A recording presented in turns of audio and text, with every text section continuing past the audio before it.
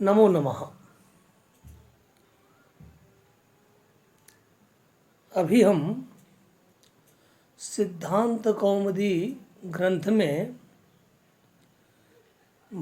जो वैदिक प्रक्रिया नाम का प्रकरण है, उस प्रकरण का अध्ययन करेंगे। हम जानते हैं कि भाष्यकार पतंजलि ने महाभाष्य के मंगलाचरण में अथ शब्दानुशासनम वाक्य के द्वारा, पंक्ति के द्वारा करते हैं। अथ शब्दानुशासनम में अथ शब्द के विषय में प्रश्न आता है कि ये अथ जो अव्यय रूपात्मक पद है, जिस पद का प्रयोग यहाँ पर किया गया है, उसका अर्थ क्या होगा? क्योंकि अव्यय जितने भी हैं वह साक्षात किसी रूप से किसी अर्थ को नहीं कहते हैं। अर्थात अव्यय शब्दों की वाचकता गुण नहीं कही गई है। अव्यय शब्द जो होते हैं वो किसी अर्थ को द्योतित करने में ही समर्थ होते हैं। तो प्रातिशाख्यादि ग्रंथों में हमें देखने को मिलता है ओंकारम वेदेषु अथकारम भाष्येषु। अर्थात जब हम वैदिक मंत्रों का उच्चारण करते हैं तो ओमकार के द्वारा प्रारंभ करते हैं।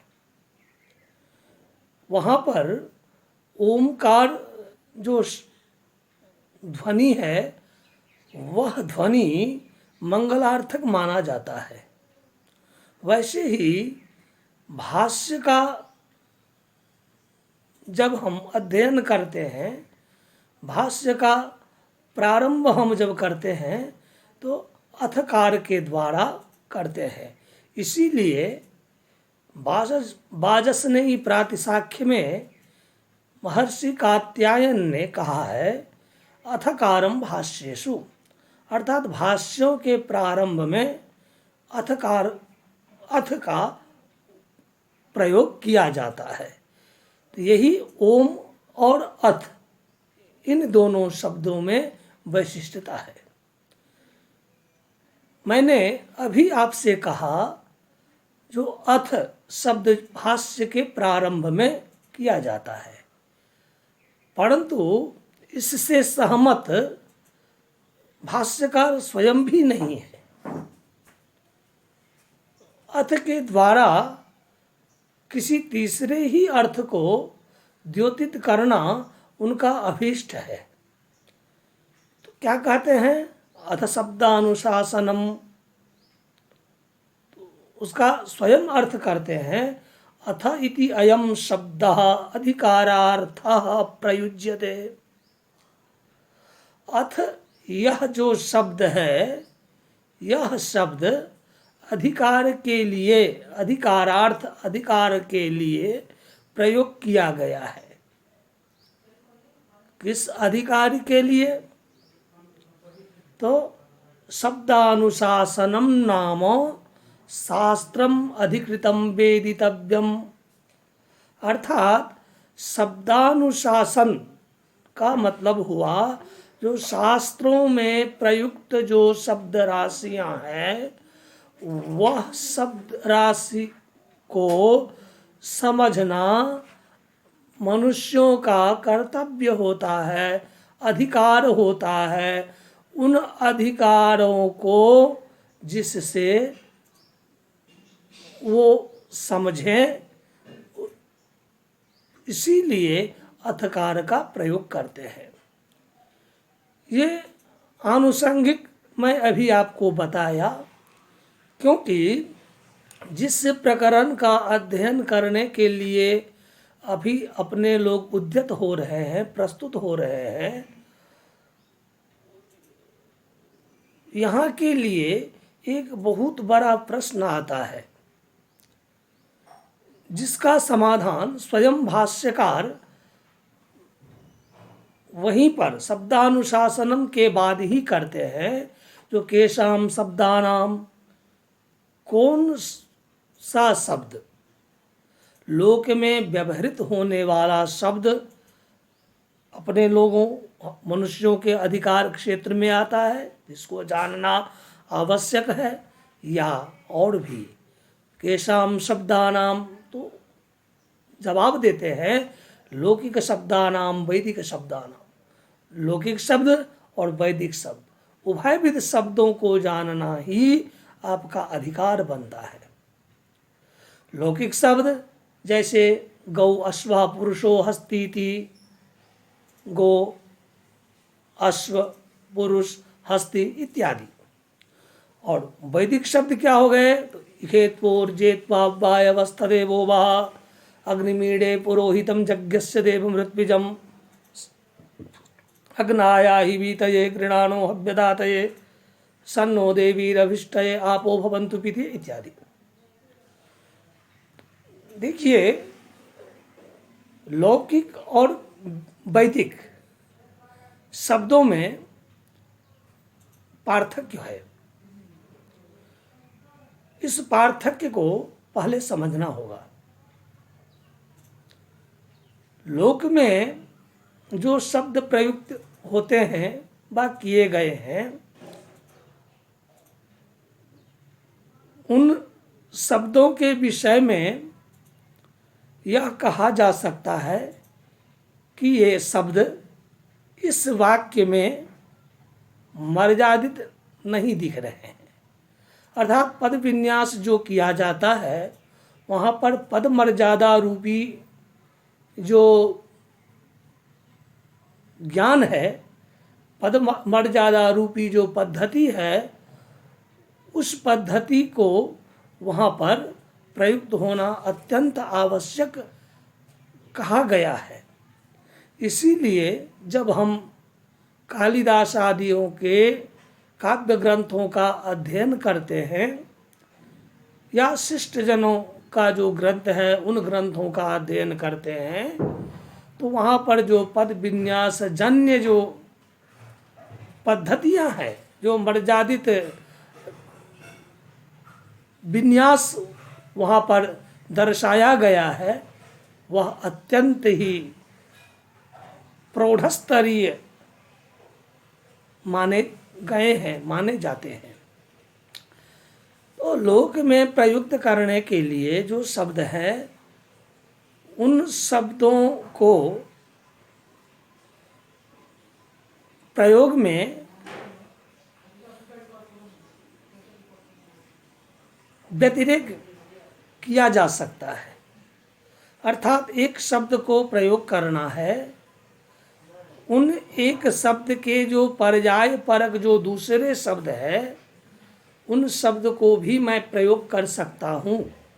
लोक में इसके लिए अनुमति दी गई है, परंतु वेदों में यह नियम नहीं प्रवृत्त होता है, क्योंकि हमारे स्मृतिकार कहते हैं श्रुतेरिवार्थम स्मृतिरन्वगच्छत्, श्रुतेरिवार्थम स्मृतिरन्वगच्छत्। श्रुति में जिस अर्थ को कहा गया है, वेद में जिस ज्ञान को ग्रहण किया गया है, जिस तत्व का विवेचन किया गया है, उसी तत्व के आधार पर आपको स्मृति में अर्थ करना होगा। यह शास्त्रीय नियम है। कोई भी हमारे जो शास्त्रकार हैं, वो श्रुति से विपरीत, श्रुति के विरुद्ध नहीं जाते हैं। हमारे महर्षि पाणिनि जो कि कुशाग्र बुद्धि से युक्त अत्यंत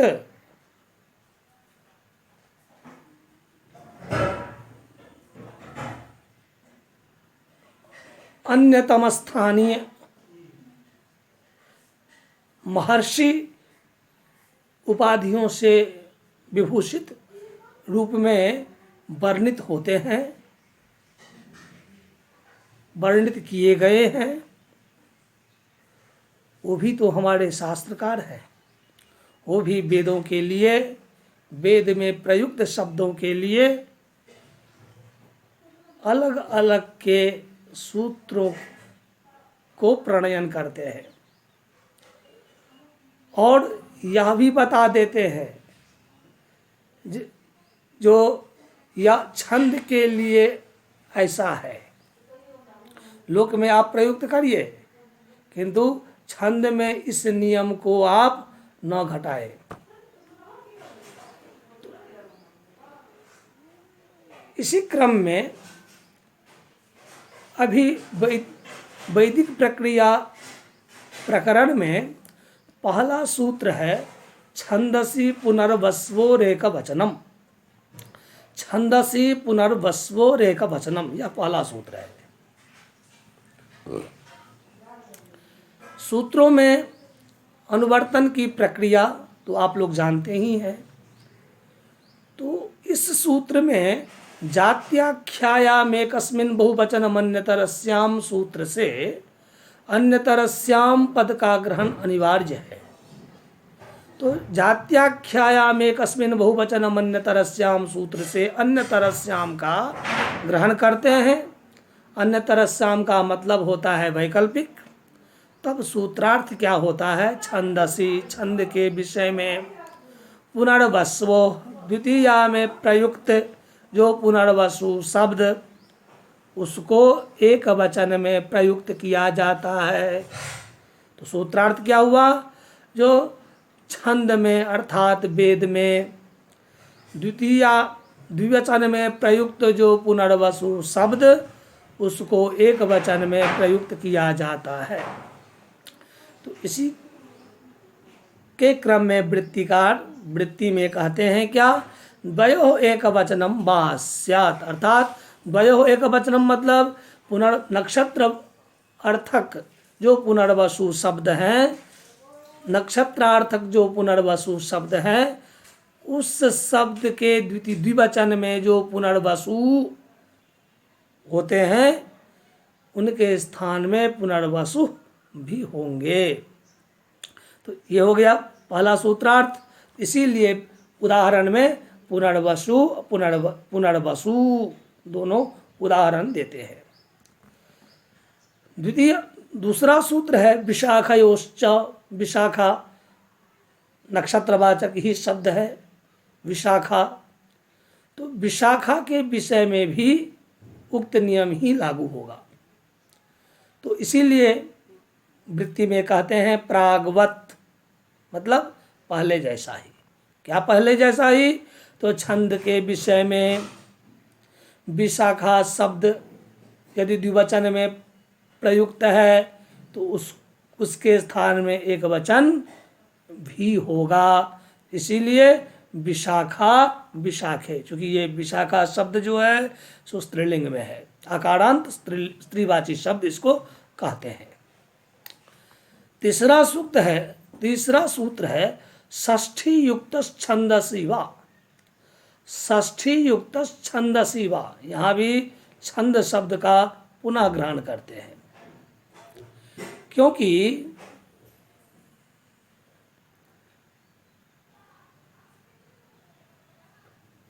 सूत्रार्थ परिष्कृत समझने के लिए वृत्ति का आश्रय तो अनिवार्य अत्यंत ही महत्वपूर्ण सिद्ध होता है, आप लोग जानते ही हैं। तो षष्ठ्यन्तेन युक्तः पति शब्दः छंदसी घी संज्ञो वा स्यात्। यहाँ पर छंदसी ग्रहण करना अत्यंत आवश्यक है। घी संज्ञा विधायक सूत्र शेषो घी असखी अर्थात शेषोघ्य सखी, यह सूत्र है। शेषोघ्य सखी का मतलब होता है उक्तात शेषः, अर्थात उक्त से जो परिशिष्ट है। क्या उक्त है? तो घी संज्ञा विधायक सूत्र के पहले नदी संज्ञा का विधान किए हैं सूत्रकार। तो वहाँ पर ई दूध, वहाँ पर क्या करते हैं, पहले नदी युस्त्र्याख्यो नदी नित्य स्त्रीलिंगवाची ईकारांत, नित्य स्त्रीलिंगवाची उकारांत जो शब्द उसको नदी संज्ञा होती है। इसीलिए यु ईश्च उश्च इति यु स्त्र्याख्यौ, यदि ओ ईकारांत स्त्र्याख्य है अर्थात स्त्रीलिंग में प्रयुक्त है तो उसको नदी संज्ञा होगी, यह सूत्रार्थ होता है। उसके बाद वामी, ये भी सूत्र कहते हैं। नयुंगमंग स्थानावस्त्री, यह भी कहते हैं। और नीति ह्रस्वश्च सूत्र के द्वारा भी विधान करते हैं वैकल्पिक नदी संज्ञा। क्या बोलते हैं? नीति, नित विभक्ति परे रहते, अर्थात ङे ङसी ङस ङी, इसको नित विभक्ति कहते हैं। तो नित विभक्ति परे रहते ह्रस्व इकारांत जो शब्द है, इकारांत उकारांत शब्दों को नदी संज्ञा होती है वैकल्पिक नीति ह्रस्वस्य सूत्र के द्वारा। तो नदी संज्ञा से जो अनुक्त रह गया, नदी संज्ञा से जो अवशिष्ट रह गया, तो अवशिष्ट क्या रह गया? यहाँ पर तो सभी में स्त्री का अनुवर्तन आ रहा है, अर्थात स्त्री में है ऐसा जो दीर्घ इकारांत, अब स्त्रीलिंग में अभिनीत है ऐसा उकारांत शब्द, ह्रस्व इकारांत या दीर्घ इकारांत जो स्त्रीलिंग शब्द है, ऐसा नीति ह्रस्वस्य का अर्थ होता है। ह्रस्व उकारांत स्त्रीलिंग में अभिनीत है ऐसा जो उकारांत या दीर्घ उकारांत शब्द, तब तो अवशिष्ट क्या रहा? अवशिष्ट रहा ह्रस्व इकारांत ह्रस्व उकारांत पुल्लिंग पुंवाची शब्द। क्योंकि नपुंसक शब्द को आप इसलिए नहीं ले सकते हैं कि नपुंसक लिंगों में नपुंसक जो शब्द होते हैं उनमें एक बड़ी वैशिष्टता है। वैशिष्टता क्या होता है? जो कि उसको आप हमेशा प्रथमा और द्वितीया विभक्ति में ही आप परिवर्तन करते हैं, शेषम पुंगवत ऐसे कह देते हैं। बाद बाकी तृतीया से लेकर के सुप तक जो भी रूप बनेंगे पुल्लिंग के जैसे ही उनके होते हैं, इसीलिए शेषम पुंगवत कह करके छोड़ दिया गया है। पुल्लिंग के जैसा ही उसको समझना चाहिए। तो पुल्लिंग के ऊपर में ही चर्चा यहाँ पर की जानी चाहिए। तो शेषोज्ञ सखी, शेष मतलब उक्त से, अर्थात नदी संज्ञा से जो अनुक्त है उसको घी संज्ञा होती है। तो ह्रस्व इकारांत ह्रस्व उकारांत जो शब्द है उसको नदी संज्ञा, उसको घी संज्ञा होगी। तो ये मान लीजिए पति शब्द जो है, पति शब्द पुंगवाची शब्द है, ह्रस्व इकारांत है। जैसे हरि शब्द ह्रस्व इकारांत है, मुनि शब्द ह्रस्व इकारांत है, पुल्लिंग भी है। जैसे मान लीजिए वारी शब्द ह्रस्व इकारांत है, पुल्लिंग भी है, नपुंसक है। जैसे मान लीजिए साधु शब्द ह्रस्व उकारांत है, पुल्लिंग है। शंभु शब्द ह्रस्व उकारांत है, पुल्लिंग है। तो इसको क्या करेंगे? नित विभक्ति में, या इसको हम घी संज्ञा करेंगे। घी संज्ञा का, चूंकि घी संज्ञा आप कर देंगे, किंतु संज्ञा यदि आप सुविभक्ति में करेंगे तो उसमें वहाँ पर कोई फल की प्राप्ति नहीं हो रही है। तो जहाँ पर फलाभाव है वहाँ पर उस संज्ञा को करने से कोई कार्य सिद्ध नहीं होता है। तो फलाभाव के स्थल पर आप उस संज्ञा को यदि प्रयुक्त करते हैं तो यह कोई उपयुक्त ही, कोई प्रयोजन, उसका कोई उपादेयता ही नहीं सिद्ध हो पाता है, उसकी उपादेयता ही वहाँ सिद्ध नहीं हो पाती है। तो इसीलिए यहाँ पर देखिए, तो यहाँ पर क्या करते हैं? पति शब्द को आप घी संज्ञा करते हैं। इसके लिए किंतु पति शब्द को यदि घी संज्ञा करेंगे तो तृतीया के एक वचन में पतिना रूप होना चाहिए। जैसे हरिना, मुनिना, शंभुना, वैसे ही पतिना होना चाहिए। जैसे संभवे चतुर्थी के एक वचन में हरि शब्द के चतुर्थी के एक वचन में हर आइए, मुनि के चतुर्थी के मुनि शब्द के चतुर्थी के मुन आइए, वैसे ही पति शब्द के एक वचन में पत ये होना चाहिए। वैसे ही हरि शब्द के ngसी एवं पंचमी एवं षष्ठी के एक वचन में हरे मुने संभो इत्यादि रूप होता है। वैसे ही पति शब्द के भी रूप जो है पतो ऐसा होना, पते ऐसा होना चाहिए।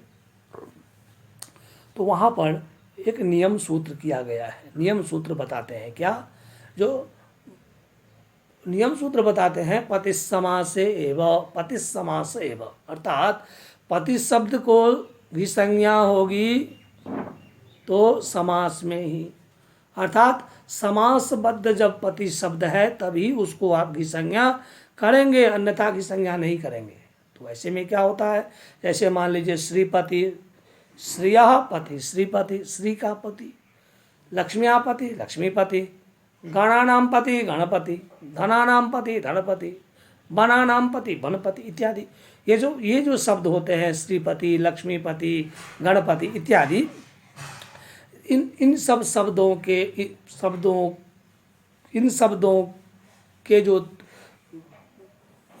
को मुख्य रूपेण आप समझिए जो घी संज्ञा होगी। घी संज्ञा होने से घी संज्ञा का फल हो जाएगा। किंतु जब पति शब्द अकेले में है, स्वतंत्र रूप से जब पति शब्द है, तो उसको आप घी संज्ञा नहीं कर सकते हैं, ऐसा नियम हो जाता है। ये हो गया। तो उसी के लिए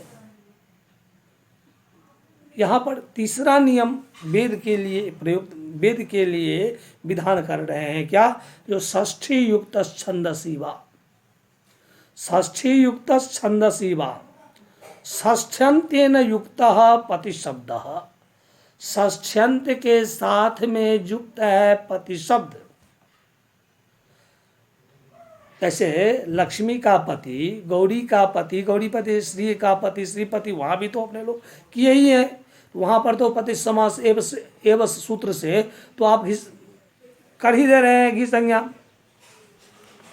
किंतु यहाँ पर नियम कर रहे हैं जो षष्ठी युक्त छंदसी भा में, जो षष्ठी से युक्त यदि पति शब्द है तो उसको वैकल्पिक घी संज्ञा होगी। किंतु विषय कैसा होना चाहिए, तो छंदसी, छंद का विषय होना चाहिए। तो छंद के विषय में अर्थात वेद के विषय में षष्ठी युक्त जो पति शब्द, उस पति शब्द को घी संज्ञा वैकल्पिक होता है। ये हो गया सूत्रार्थ। इसीलिए क्षेत्रस्य पतिना वयम, क्षेत्रस्य षष्ठ्यंत हो गया क्षेत्रस्य पति। यहाँ पर क्षेत्रपति यदि मान लीजिए जैसे अपने लोग प्रयोग करते हैं लोक में, क्षेत्रपतिना वयम, तो षष्ठ्यंते न युक्त, षष्ठ्यंत के साथ में षष्ठी चूंकि सभी समासबद्ध करेंगे तो सुबो धातु प्रातिपदिक सूत्र से धातु एवं प्रातिपदिक का अवयव जो शुभ विभक्ति है उस विभक्ति का लोप करना होगा। तो इसलिए षष्ठ्यंत युक्त नहीं होता है। लक्षण या सामर्थ्य के द्वारा, एकार्थी भाव रूपी सामर्थ्य के द्वारा आप वहाँ पर मान लेते हैं जो यहाँ पर तृतीया विभक्ति थी, ये तृतीया तत्पुरुष है या व्यधिकरण परक समास है या समानाधिकरण परक तक ये समास है। परंतु वहाँ पर आप विभक्ति का प्रयोग आप नहीं कर सकते हैं क्योंकि समासबद्ध दो पद हो चुका है। यही अंतर है। यहाँ पर षष्ठ्यंत जो क्षेत्रस्य है उसके साथ में पति शब्द युक्त है, तो यहाँ पर नियमतः पत्या होना चाहिए। क्षेत्रस्य लोक में यदि प्रयोग करेंगे तो क्षेत्रस्य पत्या वयम, इस तरह से लोक में प्रयुक्त होता है। उसी को वेद में क्षेत्रस्य पतिना वयम, पति शब्द को मुनि शब्द के जैसा ही आप प्रयोग कर रहे हैं। यही वैशिष्टता है। यह बा इति योगम विभज्य छंदसी इति अनुवर्तते, तेन सर्वे विधयः छंदसी वैकल्पिका। यह बा इति योगम विभज्य छंदसी इति अनुवर्तते। यहाँ पर यह एक विचारणीय है। यहाँ पर एक योग विभाग जो प्रक्रिया व्याकरणों में अपनाई जाती है उन प्रक्रिया के विषय में कह रहे हैं। तो योग विभाग की जो प्रक्रिया है वो प्रक्रिया क्या करते हैं, जो सूत्र जो है, सूत्र में जो सूत्रार्थ होता है वहाँ पर एक प्रक्रिया के तहत उसको क्या कर, उसमें उसको विशेष रूप से एक कल्पना कर करके दो अर्थ को वहाँ पर जोग कर देते हैं। उसी को तो जोग विभाग कहा गया है। तो क्या करेंगे, यहाँ पर षष्ठी युक्त छंदसी बा, इस सूत्र को हम दो भाग करेंगे तो क्या होगा, षष्ठी युक्त छंदसी, षष्ठी युक्त छंदसी अर्थात षष्ठंद के साथ में युक्त जो सपति शब्द छंद में है, तो ये पहला हो गया। तब क्या हो, तो बा दूसरा है, और छंदसी को वहां अनुवर्तन कर लेंगे तो क्या हो गया, बा छंदसी अर्थात वैकल्पिक वह नियम होगा छंद में। तो ये इस तरह से जोग विभाग की कल्पना से दो अर्थ की प्रतीति यहाँ होता है। इसीलिए बोलते हैं यह बा इति योगम विभज्य छंदसी इति अनुवर्तते तेन सर्वे विधयः छंदसी वैकल्पिका। इसीलिए जितने भी विधियाँ, जितनी सारी विधियाँ हैं, सारी विधियाँ छंदों में वैकल्पिक माने गए हैं। बहुलम छंदसी इत्यादि अस्यैव प्रपंच। बहुलम छंदसी, यदि मान लीजिए ऐसा सूत्र तो षष्ठी युक्त छंदसी बात किया गया है, अपने लोग जो विभाग कर रहे हैं षष्ठी युक्त छंदसी बा छंदसी, तो यदि इस तरह का योग कर देते हैं तो बहुलम छंदसी सूत्र के द्वारा जो नियम भगवान सूत्रकार बताते हैं, तो वह अर्थ अर्थात बहुलम छंदसी का जो अर्थ है वो अर्थ इसी योग विभाग के द्वारा प्राप्त हो जाता है। यही वैशिष्टता है। इसी बात को यहाँ पर दीक्षित जी थोड़ा स्पष्ट कर रहे हैं। जो बहुलम छंदसी यदि ना भी हो तो यदि भी बहुलम में और बा में अंतर होता है, इसलिए कि बहुल ग्रहणम सर्वोपाधि व्यभिचारार्थम। बहुल ग्रहण जो है, जितने भी नियम है, जितने प्रकार के नियम बताए गए हैं, सभी नियमों को शिथिल करने के लिए बहुल ग्रहण किया जाता है। इसी तो बहुल ग्रहण का एक स्वतंत्र अर्थ होता है, जो सभी स्थलों में सभी नियमों को रद्द करना, सभी नियमों को शिथिल करना। किंतु बा का मतलब क्या होता है, वैकल्पिक। बा का मतलब बहुल नहीं हो सकता है। इसीलिए इस तरह की यदि कल्पना आप करते भी हैं तो भी बहुलम छंदसी से ही आपको मतैक्य होना पड़ेगा। इसीलिए यथावत रहना ही ठीक है। तो यचिभम क्या सूत्रार्थ के द्वारा अपने लोग पढ़ चुके हैं। सूत्रार्थ के द्वारा क्या स्पष्ट होता है, जो यचिभम अर्थात यादिषु अजादिषु कप प्रत्ययावदिषु स्वादिषु असर्वनाम स्थाने पूर्वम भव संगम स्यात्। इसी तरह की बात वृत्ति में बताई गई है। तो यहाँ पर अर्थात यकार आदि अजादि सर्वनाम स्थान से भिन्न यकार आदि और अजादि प्रत्यय परे रहने से पूर्व को भसंज्ञा होती है। तो इसी विषय में कह रहे हैं क्या, नभोंगिरो मनुषाम बति उपसंख्यानम। देखिए, तेन तुल्यम क्रिया चेद बति प्रत्यय विधायक यह सूत्र है। तेन तुल्यम क्रिया चेद बति, उसके द्वारा क्रिया की तुल्यता है, तो ऐसे में बति प्रत्यय अपने लोग करते हैं। तो यहाँ पर यचिभम के द्वारा आपको स्मरण दिलाया गया है कि यचिभम तो आप जान रहे हैं, भसंज्ञा विधायक सूत्र है। तो वार्तिक के द्वारा देखिए क्या विधान करते हैं, नभः अंगिरो मनुषाम बत्ती उपसंख्यानम। अर्थात नभ शब्द, नभ आकाश शब्द के पर्यायार्थक है। अंगिरस, अंगिरा ऋषि अपने लोग जानते हैं, अंगिरस, और मनुष्य वो भी जानते हैं। तो नभ शब्द, अंगिरस शब्द और मनुष्य शब्द से यदि बति प्रत्यय पर में हो, नभस अंगिरस और मनुष्य शब्द से बति प्रत्यय यदि परे हो तो भ संज्ञा का उपसंख्यान करना चाहिए। नभस शब्द, अंगिरस शब्द और मनुष्य शब्द के बाद में यदि वति प्रत्यय हो तो वहाँ पर भ संज्ञा समझनी चाहिए। तो इससे क्या होगा, भत्वात रुत्वा भाव हो जाएगा, क्योंकि सुप्ति का ससुरु से जब ही आप रुत्व करेंगे, ससुरु से रुत्व हो ही नहीं पाएगा, क्योंकि वो बोल रहे हैं क्या, पदांतस्य सस्य सजुस शब्दस्य च, तो पदांत में सकार चाहिए, यहाँ तो भांत में सकार हो गया, तो पदांत तो है ही नहीं। इसीलिए जैसे कि आयस्मी आदि निछंदसी आप लोग पढ़े थे, उसी तरह से ये भी यहाँ पर समझना चाहिए। तो वृद्धिरादेश में कुत्व क्यों नहीं हुआ, तो भत्वात जैसे समाधान दिया गया है, ठीक इसी प्रकार का है। तो यहाँ पर नभस बत हुआ, बत प्रत्यय पर में है, तो नभस में जो सकार है उसको रुत्व प्राप्ति पदत्वात होना चाहिए था, ये तो पद है ही नहीं, अब तो ये भसंज्ञा इसको कर दिए हैं, इसीलिए यहाँ पर रुत्वा भाव हो गया है, इसीलिए नभस्वत नभस्वान पद बनेगा। ऐसे ही अंगिरस्वत अंगिरस्वत अंगिरस्वान बनेगा, यहाँ पर अंगिरह अंगिरह वत इस तरह का रूप नहीं बनेगा। वैसे ही मनुष्वत मनुष्वान मनुष्वान बनेगा, मनुष्वत ये हो गया। उसके तो यही तीनों उदाहरण यहाँ पर दिए हैं। इसके बाद में बोल रहे हैं क्या, जने ऋषि इति विहित उषि प्रत्ययो मनेरपि बाहुल्यकात्।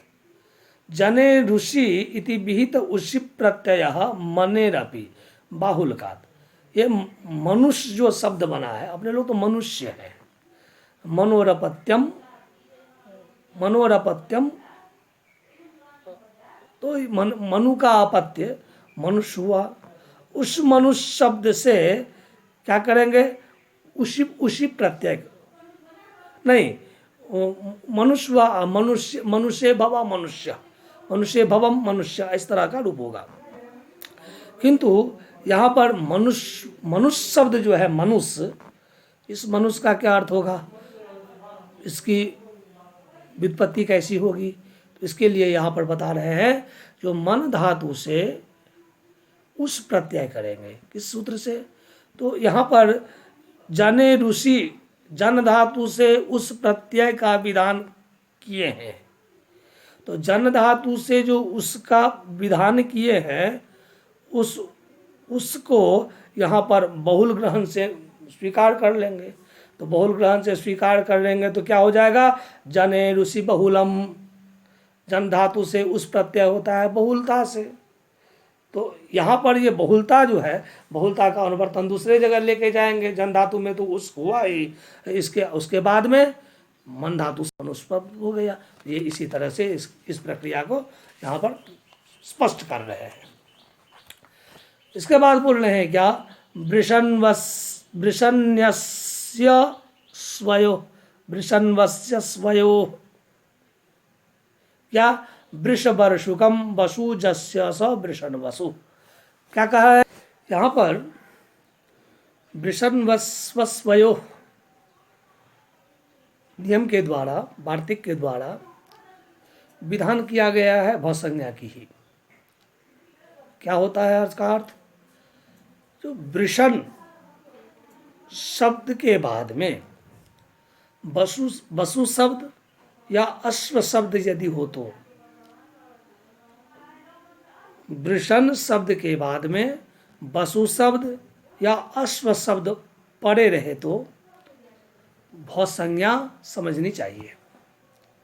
तो इसीलिए अर्थ कर रहे हैं, जो वृषा अश्वो जस्य स वृषण वृषण अश्व, वृषा अश्वो जस्य स वृषण अश्व, वृष शब्द से अश्व पर में है, तो वृषण अश्व, चूंकि वृषण शब्द है, वृषण शब्द से वृषा रूप बनता है। उसके बाद में वृष वर्षुकम वसुजस्य, वृष वर्षुकम वसुजस्य स वृषण वसु, दोनों उदाहरण दिखाए। अब यहाँ पर बोल रहे हैं भौसंज्ञा करने, अच्छा ये नियम जो होगा वेद में, वृषण शब्द से वसु एवं अश्व शब्द परे रहते छंद के विषय में बहुत संज्ञा होगी। ये ध्यान में रखना है, वेद के विषय में ही।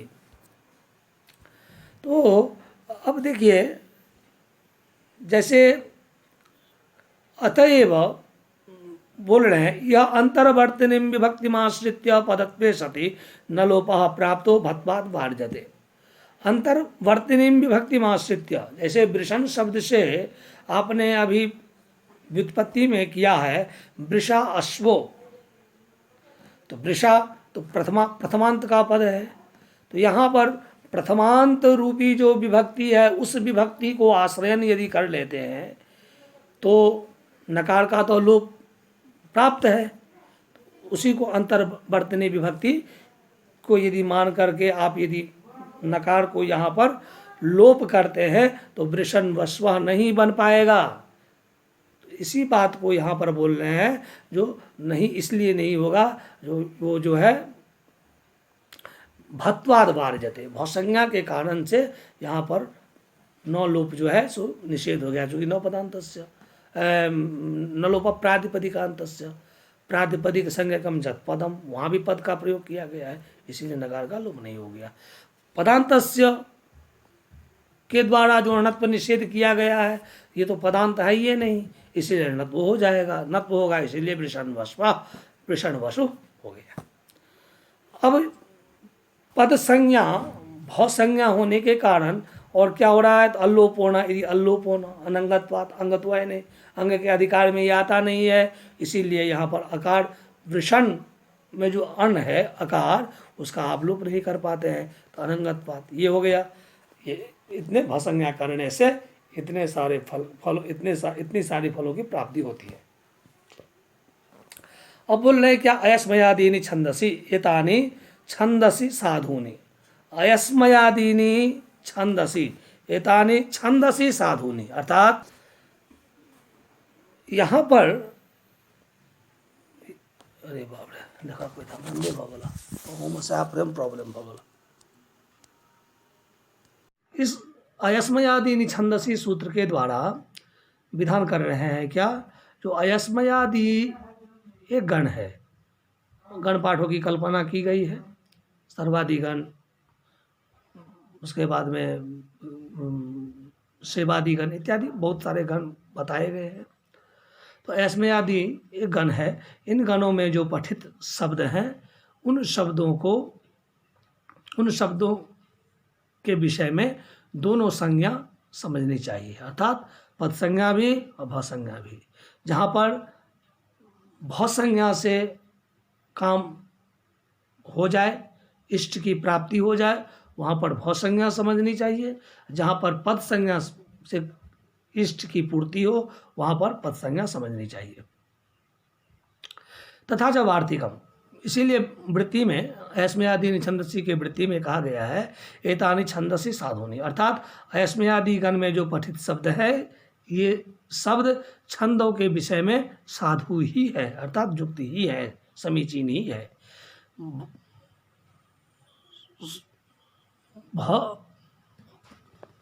भौपद संज्ञा, क्या बोल रहे हैं, भौपद संज्ञाधिकारात् यथा योग्यम संज्ञाद्वयम बोध्यात्, अर्थात अयस्मयादीनि छंदसी में भौ संज्ञा भी विधान किए गए हैं और पद संज्ञा भी विधान किए गए हैं, अर्थात बहुत ऐसे पद हैं जो भत्व हैं, बहुत संग पद में पदत्व है। तो जहाँ पर जिस संज्ञा के द्वारा कार्य की सिद्धि हो, उस कार्य की प्रकल्पना वहाँ करनी चाहिए। तो उदाहरण में देखिए, पदत्वात् उत्तम पद संज्ञा करेंगे तो कुत्व करेंगे चोकु से, भत्वात् जस्पा भाव, भत्व करेंगे भौ संज्ञा होगी तो जस्प का अभाव हो जाएगा। जस्व विधानार्थाया पद संज्ञाया भत्व सामर्थ्य न बाधात, क्योंकि जस्व विधान जो किया जाता है, जस्व विधान जो किया गया है वो पद संज्ञा के द्वारा और भत्व सामर्थ्य से वो जो है बाध हो जाता है। इसी बात को यहाँ पर स्पष्ट रूप से कहा जाता है। नैनम हिन्मन्त विभाजनेषु अत्र पदत्वात् जस्त्वम, नैनम हिन्मन्त्येत्यत्र हिन्वन्त्यपि वाजनेषु। यहाँ पर पद पद क्या है, हिन्वन जस्व नहीं हुआ, इसीलिए हिन्वन्त्यपि वाजनेषु, भत्पात को प्रभाव। अच्छा हो गया। अब बोल रहे हैं क्या, ते प्राग धातु। ते प्राग धातु मतलब ते गत्युपसर्ग संज्ञा का, ते गत्युपसर्ग संज्ञा का, ते गत्युपसर्ग संज्ञा का क्या हो गया, तो गति और उपसर्ग संज्ञा। गति उपसर्ग संज्ञा किसको करते हैं, तो प्रादयः, प्रादय अर्थात प्रादि जो 22 उपसर्ग 22 अव्यय बताए गए हैं, प्रप्रा इत्यादि, प्रप्रा दुर्व्यांग इत्यादि, उसको आप क्रिया के योग में रहने पर उपसर्ग संज्ञा भी करते हैं और गति संज्ञा भी करते हैं। तो प्रश्न आता है, जो उपसर्ग है, जो क्रिया के योग में रहने पर प्रादि को आप उपसर्ग करते हैं, तो प्रादि धातु से पहले या धातु के बाद में, उन प्रादियों का स्थान धातु से पहले हो या धातु के बाद में हो, क्रिया के बाद में हो, तो वहाँ पर बोलते ते अर्थात प्रादयः, क्या, प्राग धातु, धातु प्राग एवं प्रयोज्या, अर्थात ते प्रादयः, वो जो प्रादि हैं वो धातु से पहले ही प्रयुक्त होंगे, इसीलिए आया ही। इसीलिए जब लोक में आप प्रयुक्त करते हैं तो प्रादि को हमेशा धातु क्रियापद के पूर्व में ही प्रयोग करते हैं, किंतु छंदों में यह नियम प्रवृत्त नहीं होता है।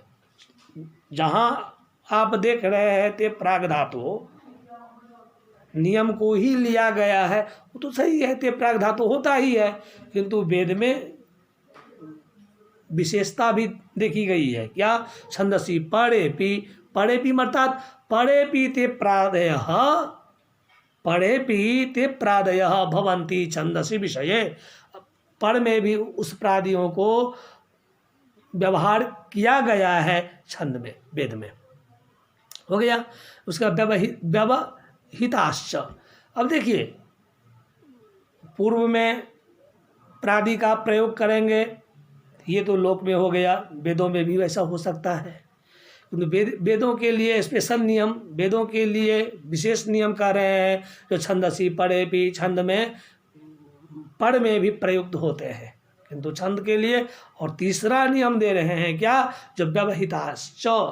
व्यवहिताश्च मतलब वो जो प्रादि और क्रिया का साथ में होना जो आवश्यक होता है लोक में, अर्थात क्रिया के साथ में ही आपको प्रादि का प्रयोग करना होगा। यदि मान लीजिए आप प्र का प्रयोग कहीं करते हैं, एति का प्रयोग कहीं करते हैं, तो उसका अर्थ कुछ नहीं होगा, उसको अपदार्थ का करके लोग उसको घोषित कर देंगे। तो वहाँ पर क्या करेंगे, एक साथ में आपको प्रैति का प्रयोग करना पड़ेगा, उपैति का प्रयोग करना पड़ेगा, प्रार्थति का प्रयोग करना पड़ेगा, किंतु ऋच्छति प्र याति आ, ऐसा प्रयोग आप वेद में कर सकते हैं। वेदों के लिए छंदसी पड़ेपि इस नियम के द्वारा सिद्ध होता है।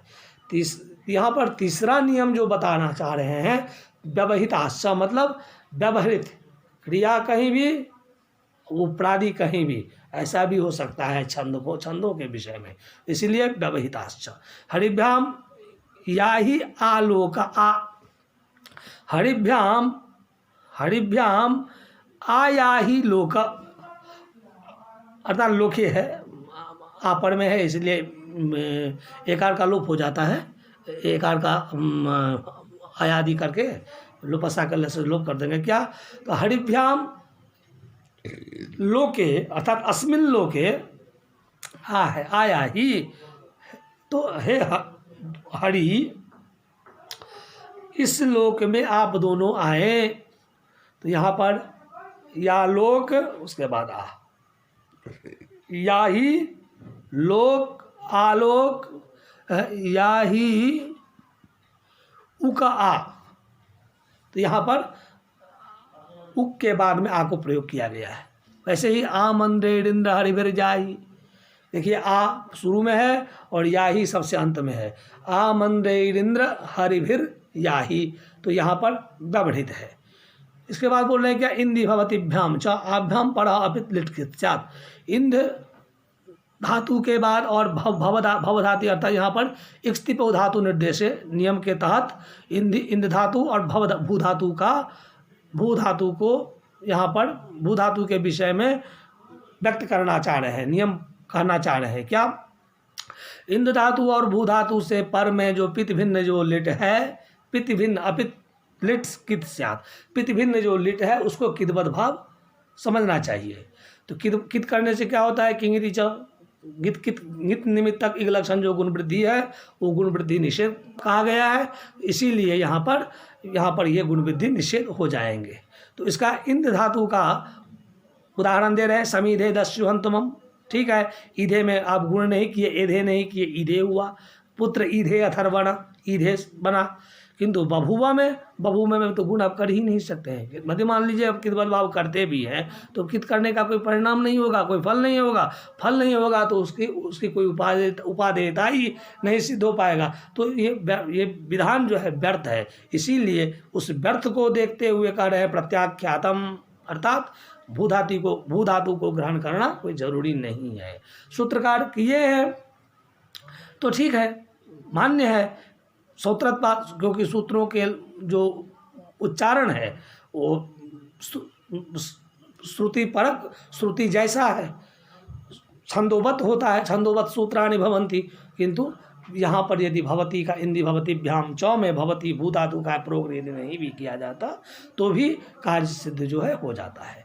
इसीलिए बोल रहे हैं इंधे छंदो विषयत्वात् भुवो भुको नित्यत्वात् ताभ्याम लिटा किद वचनान अर्थका अनर्थक्यम इति भाव। इसीलिए यहाँ पर भुगागम तो कर ही दिए हैं, तो भुगागम में तो ऑटोमेटिकली कित होता है, कित होने से तो स्वयं में वहाँ पर गुण नहीं होगा। तो अतः जब वहाँ पर कित है ये है तो पूरा उसको कित विधान करने की क्या आवश्यकता है। इसलिए कित वचन जो है वहाँ पर अनर्थक ही है, कोई उसकी उपादेयता नहीं है।